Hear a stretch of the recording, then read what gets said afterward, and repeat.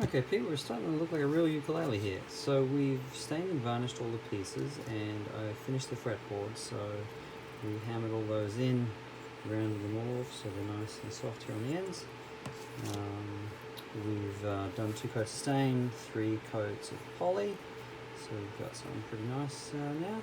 So literally now we're going to take off all this masking tape that is kind of protecting the raw timber. So what we want is the raw timber here so we can glue all these pieces on. So I'll come back and tidy this up a little bit after the fact. The bases will come off, give us mostly a raw timber surface to work with.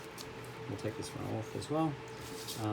And then once I clean that up a little bit better, this guy will glue on here for our fretboard.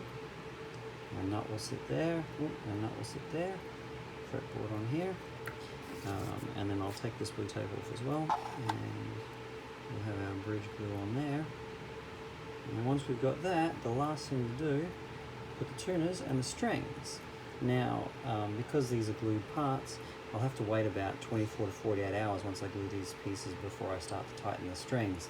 Otherwise I'll rip this off and we'll have a mess.